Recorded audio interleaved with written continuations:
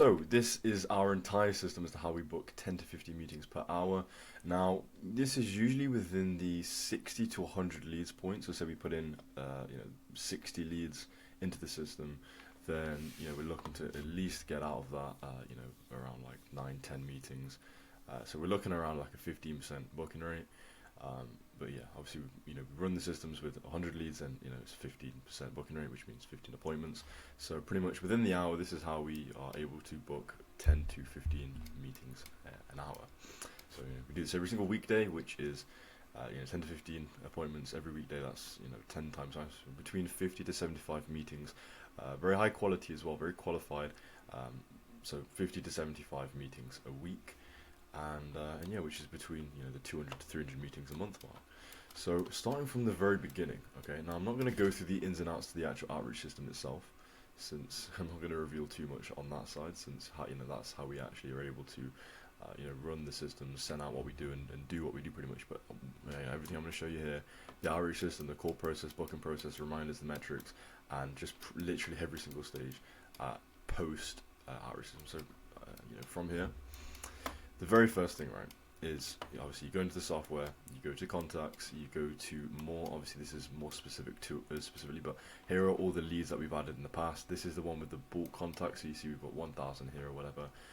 Basically, change the page size to 100, and then from there, you literally just search, and you can see at the side, right, it says like last activity or last contact. This pretty much just shows when, or if we've used the systems with those leads before. So here you see these leads here, we haven't contacted them, we haven't run those leads from there. So what you do is you just start selecting them, and then you just select 25 leads, for example, since we do this in 4 increments of 25. So you'll select the 25 leads that haven't been contacted, you add to the automation, and then you click OK, proceed.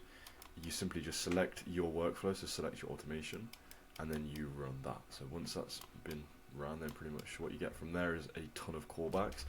Since I'm not going to go into too much detail, but what we have is a system to get these qualified leads to call us back. So it's pretty much like warm call accepting. So it's like you've got cold calling where you call people, blah blah blah. That takes a lot of time, not much leverage. But then you have what we have, where it's pretty much just warm call answering. So these warm prospects pretty much calling you, and you have to answer the phone call. So this is the call process that we have. Okay, now this does work with cold calls, but with the system that we have, you have a lot of leverage with this. So let's just say you're in the systems, right? So you've sent this off to 25 leads, and then you get an incoming call. So you can either answer the call, obviously, or you could miss it, because since usually you do get quite a lot of calls at the same time. Let's say you miss one of the calls, right? Call them back. If they don't answer, you just update the opportunity status in the software, and then you'd call them back again eventually. If you miss it again, then you follow this loop. But you can call back and they answer. Let's say you're on the phone with them. The first stage of this is building rapport. So pretty much you can laugh and speak about the voicemail.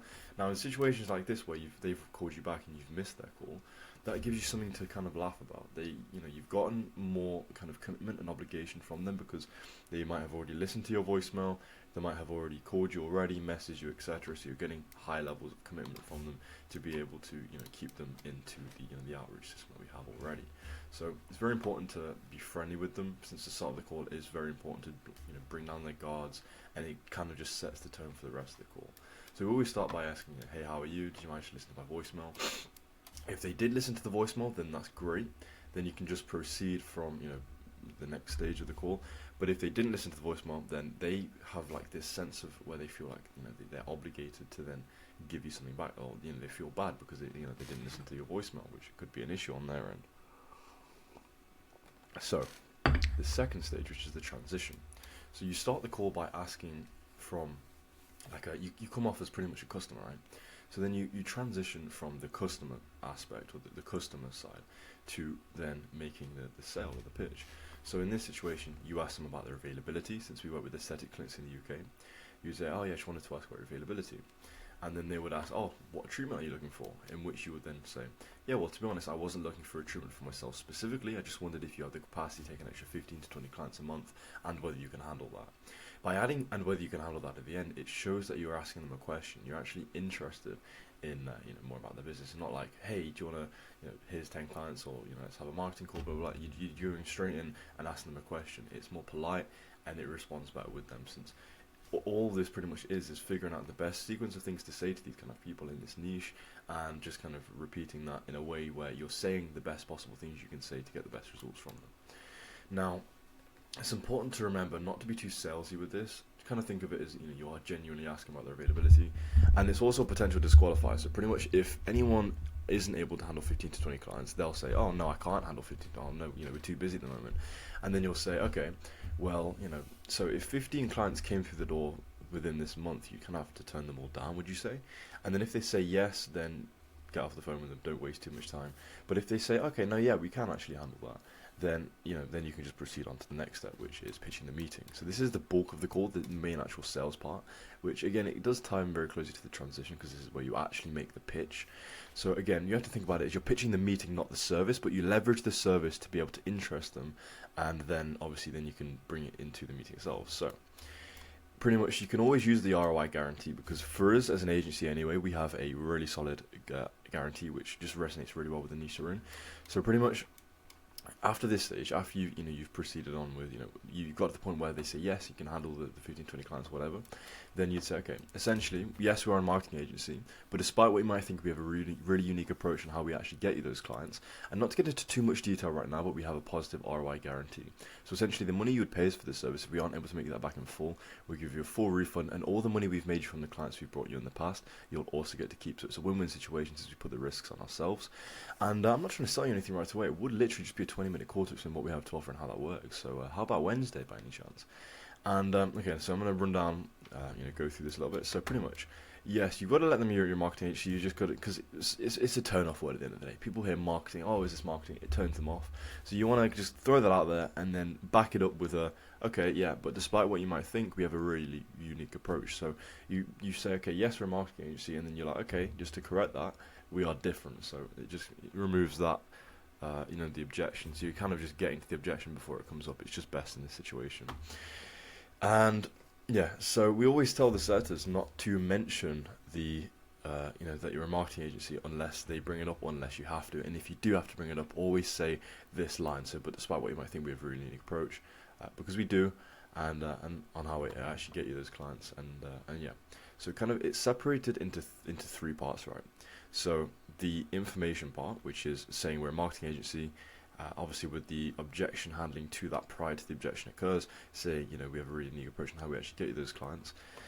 And then the second step, which is the ROI guarantee, and then the third thing, which is here, which is just the meeting. Okay, so it's a 3-step process within this stage, and pretty much this should be you speaking the entire time. There might be a question from them once or twice, but you just want to get through this, and then it pretty much clears up all objections you might get. Don't just copy this guarantee or anything. If anyone else is watching this, it's important you have your own guarantee, your own script, your own way of doing this, but this is just how we do things, just to be candid and fully transparent, to show how we do everything. So the next step, right? Handle the objections. This is, the point that's evident with every single call. Someone might say, oh, I've worked with a marketing agency before, it didn't go too well. I can even show you, if I jump into one of the script that we've got, these are, list of objections we get, etc. Which I'm not going to get into now, since it'll take quite a while, but pretty much this does help clear up any objections. People like the guarantee, we explain everything quite well, and it is just a 20-minute call, but yeah, there are some objections you may get, so it's just a matter of handling those. It does come with time being able to handle objections. Once you've got one objection once, and you know what to say for that, and you relay that information, and you relay the best way of handling the objection, you get it the next time, even better. You're going to be able to handle the objection even better, and it's just a case of the same kind of 10 objections. And I always say as well, some of these objections you can use the same objection handling line with one objection to one like another objection that's also quite similar. So obviously once you've handled the objections and you've got a meeting, now this is the last 3 things, right? So always confirm a date and a time. I've had some setters and stuff in the past that would have just said okay, yeah, or agreed to a call in the morning or a call tomorrow afternoon. If you haven't got a time set for the meeting, then there's no appointment, because you can't say, oh, I'll call you in the afternoon. It's just a call, it's not an appointment, so it doesn't count that way. And the second thing is always confirm with them it's over Google Meets, and just make sure it's alright with them. It's always fine. People always say, yeah, that's okay. Just say, yeah, just wanted to let you know that it's on Google Meets, if that's alright, and they'll always just say, yeah, that's fine. The third thing, always ask for their name. It just builds extra rapport, and it also helps in the future. So that's the entire call process. to pretty much speak with people over the phone and get them booked in. That's the script we use. We keep it straightforward. It's a pretty much a 4-stage process, but yeah, that's that. Now the booking process. Once you've actually booked the appointment in the software, you'll have the the page like this, and you see at the side where it's got the little calendar button. You pretty much just click that. There it is. Click the appointment button. This is what it looks like. Once you've clicked the button, you can see the calendar, the day marketing calendar. Don't change the appointment title. You don't need to change that. And add the main closer. In this case, if one of the setters was adding me to take the meetings, they just click Aaron, and that's fine. And then obviously you just need to set the date and time of the meeting and click book appointment. Now, the reminders. So once the button you've clicked to send off the appointment, that's triggered, it's going to have an instant confirmation. So it's going to say, hey, it's Aaron, just confirming a meeting on Friday, the 26th of July, 2024 at 11 o'clock. Here's the meeting link. I look forward to speaking with you. And then, okay, let me just run through this as well. It's going to have another follow-up message that says, just a reminder, our meeting in 24 hours. Please make sure you are on time, and if anything comes up, please let us know in advance. And that's 24 hours prior to the meeting. So say if we book a meeting for tomorrow at 11 o'clock, then 11 o'clock today it will send this reminder. And then we'll have 1 hour before the meeting saying, hey, hope you're well. Just wanted to remind you our meeting starts in 1 hour. I look forward to speaking with you. And then obviously, that's just pretty much not a final reminder because we've got this 10-minute one before the meeting. Saying our meeting starts in 10 minutes. Here's the link to join. And then we'll wait in the meeting with them, and then we'll kind of wait until, say, 5 minutes after they haven't joined, we'll just shoot over a message or call them ourselves. But yeah, now, this isn't something that this setter has to do, or we have to do, because it's all automated. This is an entire automated process. So once the setter or whoever books the meeting clicks book appointment, what's that's going to do is then trigger these automations. So it's done automatically. It's connected to the meeting, the software, everything. It knows what time the meeting link is. You don't have to do anything. It's just done automatically. But the last thing the setter or the person who booked the meeting has to do, the final thing, is at least one call reminder before the meeting. So it's usually best to do this the day before the meeting, and never make the call reminder too close to the time of the meeting. So say if you've got a meeting today, let's say I've got one in half an hour at 2 o'clock, it's 1:30 right now, I wouldn't call them now. I wouldn't call them within the hour range before the meeting. Mainly because, there's a chance of them saying, oh, I can do the call now, or there's a chance of it being too close that they'll cancel. We've had this in the past, so this is based on, educational statistics. We've got the information, the analytics, we've gone through this. This is from past experience, so we know what we're talking about when it comes to this. This has happened multiple times, so we when we say, okay, don't call people within, usually within the 2 hour range before the meeting, this is in most instances why. So it's always best just to, stick to that and not to kind of play around with anything. So this can go one of 3 ways, right? So the call can be conducted. If the call is conducted, then check the DAM tracker where we keep all the analytics, keep that, check that for updates. And it can be a cancellation. So if there's a cancellation, find out the reason for the cancellation, handle any objections, there could possibly be any objections, and then ask when they can reschedule for. Again, update the tracker as well, make sure it says that, okay, this person, let's say Jess or someone cancelled a meeting, you just update on the tracker saying it's a cancellation. And then once you've had the call with them to reschedule, or you've done it over messages, then set the new date to rerun them through the booking process, which is this. Obviously run them through this again to reset the new time of the meeting. But again, make sure to keep them hooked and just do this as soon as possible and as smoothly as possible, because the longer it takes and the more back and forth there is, it just means there's more chance for these leads to leave the system. So it just it's a lot better just to keep them hooked, keep them real, keep them close, don't let them slip. Now, it could also be a no-show. Now, we have a pretty good follow-up system, so we usually have, or a reminder system, I should say. So we do look at around a 60% show rate, which is pretty good. Even around the 50% mark is way looking for minimum, but yeah, 60% show rate is where we're at the moment, within that range anyway. So if there is a no-show, update the opportunities page, so it's a no-show. What that does is it triggers the automations. So we have a message which pretty much just follows up with people saying, hey, saw you missed our meeting, we'd like to reschedule. And then, yeah, if they don't message you back or whatever, then you can give them a call to reschedule, and then you say the same thing, like, hey, notice you missed our call, I'm just like to reschedule for. And then, there's a more in-depth follow-up system after, which I'm going to show. But now to track the metrics. So this is after, pretty much, kind of after everything, after the booking process. So it's really important you track your metrics. Why? Because if you're doing this in a more of a scientific way, which you have to in this game, it's more of trial and error, but you have to think about it as multiple different variables, right? So the entire call process, you're going to have multiple different variables within this. So you can see here the lead that calls, you answering, running them through the process, and then setting the time for the meeting book. This is a system, right? So in this system, there's going to be opportunities for these leads to leave that system. So we're trying to remove all these bottlenecks. But in able to do that, you have to understand what your variables are. What are the variables within that system? And then you have to, again, like I said, with using the scientific method, and you would, change one of those variables at a time. You can't change multiple variables at the same time, because that just means, okay, if you're changing two variables at the exact same time, you aren't going to know what was the issue, and then you could mess up the whole system. So you change one variable at a time, you split test it, and yeah, you run it like that. So this is an example. These are the metrics you're looking for. So replies, conversations, disqualified. So say, like I said, if people can't handle those leads, you disqualify them. Interested and appointments. And yeah, so those are the 5 leads we look for when it comes to the call process anyway. Sorry, let's say leads, I meant metrics. There's the 5 metrics to look for when it comes to the booking process, and pretty much the call process as well. So the way it works is the voicemail is sent, it's way deeper on the back end. The lead will call, you'll kind of answer, but that's a reply. So anyone that replies or calls, that counts as a reply. So we have this tracker here where you pretty much just click every time. This is the last time we used it. We'll book another appointment. We book another appointment. I'm going to put it back because that was the last session we did. Where are we?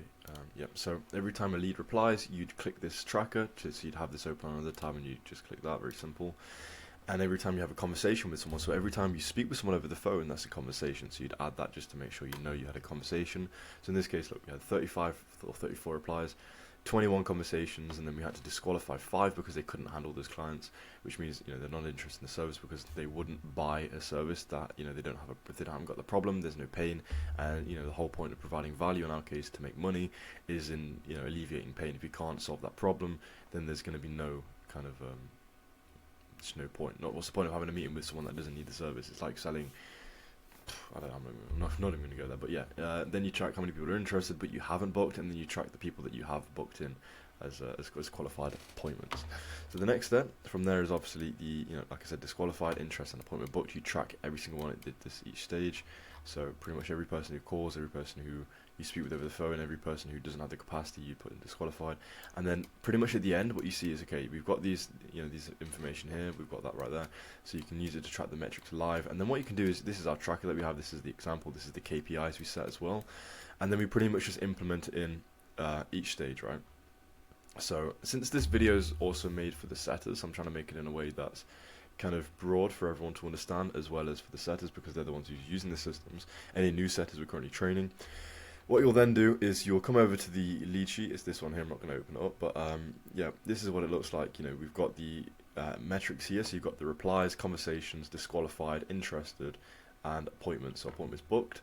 And what you'll do is you'll set your name and you'll set the date of the outreach session. So let's just say here we did 25 leads for 3 increments, which is 75 leads, 27 replies with a 36% reply rate, 15 conversations, 20% conversion rate, 6 disqualified, so we had to disqualify 6 of them. That's an 8% disqualification rate.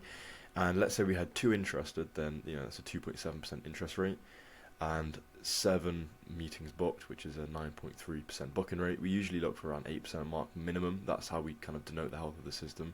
If it's below 8%, then we know there's an issue. If we're consistently doing below 8%, we know there's a problem. If we're consistently hitting over 8%, which we always do between the 10 to 15% mark, we know we're doing fine, and we just stay within that range, and we don't need to change anything. So you will need to work out the percentage of the rate. So for example, if you run the system with 75 leads and you book 9 meetings, then that will be 9 divided by 75 times 100, which is 12%. So let's say you've booked 9 appointments, but obviously you run it with 75 leads, then that just tells you you've got a 12% appointment booking rate. So the formula for that is metric divided by amount of leads times 100 equals the rate. So that's how you get your reply rate, conversion rate, conversation rate, disqualification rate, interest rate, and appointment booking rate. You see here, we're aiming for a less than 6% disqualification rate and a less than 4% interested rate, because the aim is, right, yes, it's good to have people interested, but if you're getting people interested and not booked, then that's a problem, isn't it? And that just kind of shows you where the issues might be. Now, each one of these are in chronological order. So you'd see you get a reply, then you'd have a conversation, you could disqualify them, you could or they could be interested, and then the final stage is the appointment booked. So this is kind of like a timeline, right? And let's just say one of these, let's say the conversations are really, really low or below KPI. So let's say we aim for 18 conversations and we only get or let's just say let's say the conversations rate's 18% and we do 10%, then that shows us instantly we're way below KPI. And then we have to look at that stage and say, okay, why are we having less conversations than normal? And then we can look at it like really, scientifically. We can say, okay, if this variable we're having a problem with, let's take a deeper look. Let's see what the issue is. We can look inside the system, and then we can see that, okay, the setter wasn't calling people back, or the setter wasn't answering calls, or the setter was spending too long on the phone with people, which means they're missing calls, which means they're having less conversations. Then you can look at it like that, and then you can see your issues. But you can only understand that by having your metrics and tracking them like this. So that's why that's really important. So once you've tracked the metrics, updated it, and everything, that's fine. Then this is the post-booking process. So it's the golden follow-up system. So pretty much what you do is these are for the people that you've well, I'll explain this first actually. So you've booked the appointment, right? Again, this can go three ways, one of three ways. So the call conducted, no-show, or cancellation. If the call is conducted, check the tracker for updates and update the opportunity status. So move to the other pipeline, because we've got two pipelines, one for meetings booked and then one for pretty much everyone we've had a meeting with. So prime prospects, if you want to call them. Now the next stage, which is a no-show. If you get a no-show, update the opportunity status, so we know it's a no-show, put them as no-show, and update the tracker as well, so put in the tracker that they were a no-show. And then call to rebook. If they answer, great, you speak with them to rebook. If they don't answer, you don't get an answer, or whatever, you call them again. And same with the cancellation. The cancellation stage is the exact same as the no-show, just the only thing extra is you understand why. Well, I mean, you can do the same with no-shows, where you can understand why they weren't able to make the call, or why they had to cancel, etc., and just get them rebooked in as soon as possible. Now, it's always important to remember you have to do this as fast as possible. You have to be as smooth and elegant with it as possible, because the longer you leave people, they're just going to go stale. They're, as everyone understands, as time goes on, interest goes down pretty much, or people lose interest as time goes on. So interest and time are in direct correlation, so as time goes on, interest is going to soar straight down. So just keep them as soon as possible, as fast as possible, get them back, keep them hooked, keep them reeled, and don't let them slip. So this is the golden follow-up system. Okay, so once you might have spoke with them, this is the follow-up system after this. So think of this as, okay, you've had a no-show, you've had a cancellation, you call them to rebook. This is the follow-up system you have for that. So day one, you'll call, but you'll double dial, right? So you also leave a voicemail if they don't answer. So you'll call them again. Now you call them again because sometimes people, like, they'll see a call, but if they see a call twice, they're significantly more likely to answer the call on the second time if they didn't get it to the first time. Same the second day, if they don't answer after that, day one, or this would be later on in the day, you'd call them again, double dial and text. You don't want to spam them, you want to kind of space it out a little bit. And then day two, I mean, you don't need to call them 6 times in the same, that's a bit spammy, but sometimes in particular cases you do have to be this close with them. Day two, pretty much the same thing, and then we do the same thing, this system all the way through until we space it out a little bit. So we'll see day 5, day 8, and day 14. Then we'll leave it for 2 weeks again until the end of the month, which will be day 30. If once we haven't heard back from them or anything, they've ghosted us or blocked us, then we'll delete them from the system, because this is a very extreme follow-up system, I might say. But yeah, you have to be extreme. You have to keep them in very close proximity, otherwise you will lose them. So this is just to keep them hooked and keep them reeled and keep them on the phone, keep them so you can talk to them. So yeah, that's that. I'm not going to go into too much detail with this, because again, it is just pretty much call reminders, double dial, etc. Now I'm going to move on to the follow-ups. I don't know why this has done that. Let me change it real quick. There we go, so the follow-up system. So this is to follow up with leads that you haven't yet spoken with. So, for example, you can see here, right, there's loads of people in the system that you can run the outreach system, but since it's like warm calls coming in, you'll answer the phone calls and you might not get back to everyone, you might miss some calls, etc. Then, yeah, this is that system just to get to, or to follow up with the people you haven't even yet spoken with. So just to kind of, so you can understand, right?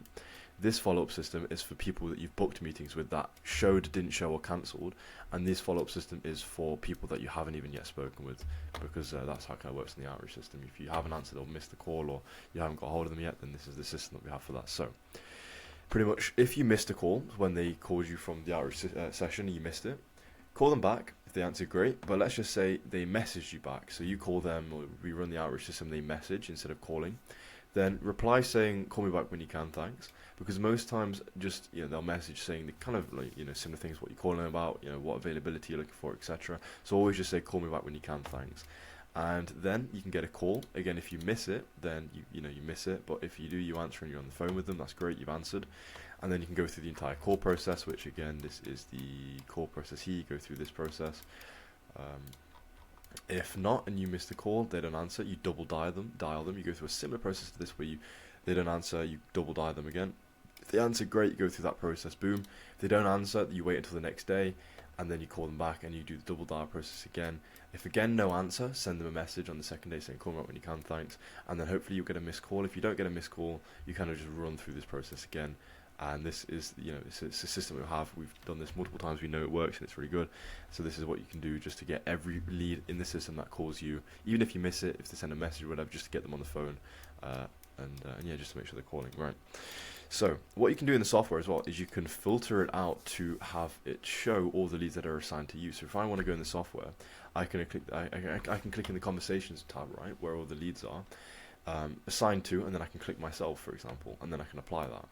So this filter basically just shows you all the leads that are assigned to it. And then another filter you can do as well is you can use this tool in the conversations to basically just show all the leads that contacted you last. So these are all the leads that messaged or called you and you haven't responded to since then. So that shows all the leads like these, for example. They called us, they messaged, and we still that's an example of when we haven't got back to them. And this system is pretty much just to tackle that and combat that. And again, in the opportunities page is you can use the filter as well. And pretty much what the filter does is then you can change it to owner, and then you can change it to whoever, and then you can just filter it out in the opportunities page to again see the same thing as who are the leads that are assigned to you. So that's a full candid rundown, half an hour long, as to our entire outreach system from the moment that we run the system to the point where they're booked in, or even a client closed as well. Obviously, it can go 3 ways, and again, we're still, once we've got them rebooked in, the calls conducted, then that obviously, that's another process. There's a whole sales process on the back end there. But yeah, 7-stage or a 7-process system, all with its own individual SOPs. I know this goes quite in depth, but that's how we run things. And yeah, I've just tried to be as as fully transparent with everything as possible. Just to go through everything, every stage, the script we use, how we do it. And yeah, I mean, it's always good to have systems like this built out so you know what you're doing, because if you don't know what you're doing, then it's going to be pretty hit or miss. You're going to be doing different things every day. One day or 1 week you might be doing really great, and then the next week you could fall off and you'd be like, oh, what's happening now? But if you aren't tracking things like this and you don't know what system you're following, well, then there's your answer. If you aren't tracking your metrics and you booked 1 meeting that day and you booked 10 the next day, then it's just going to be here and there, and you aren't going to know why. If you have a problem, you aren't going to know why. But if you follow and track your metrics, then you are going to know exactly why. Now, this is going to be uploaded onto YouTube as well. Now, it's a fully transparent video. Again, this is for our marketing agency, and I run 2 agencies, so an outreach agency, Echo Drop, and also a marketing agency, as I explained. Pretty much these outreach systems, so everything you see here is created within the outreach agency, and these are the exact systems we use to get people booked in. And yeah, this is what we use for marketing agencies, web design agencies, etc. We have different approaches, so it's not all the same. Now, you can feel free to apply anything that I've showed you in this video to your own agency, but without truly understanding it and the back end and why and how everything works, then it might not be exactly what you hope for. And again, I wouldn't recommend just to copy exactly. And if you do want to apply any of this or anything, then make sure to make some changes or customizations, or apply your name. Don't just directly copy everything, because you aren't going to kind of make it successful then, because this is created for our niche, our market.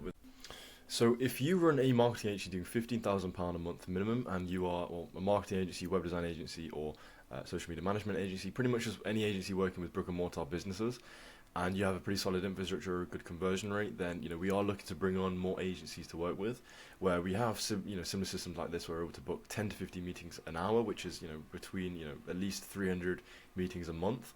And if you can handle that, then yeah, we are looking to bring on more agencies. We have different structures, different commission structures, but yeah, pretty much there's a link in the down below just to schedule a call with myself directly, and we can speak about this. But again, please, if you aren't doing what I said, or you aren't at least near the 15k a month, and you don't have solid infrastructure in your agency, don't schedule a call, because it would be a waste of time, since we are only working with a very, very limited few agencies. We provide the setters, we have the systems built out, and yeah, we have really unique outreach systems, but I'm not going to go into too much detail right now. There will be a link down below with more information and how to schedule a call. But yeah, thanks for watching.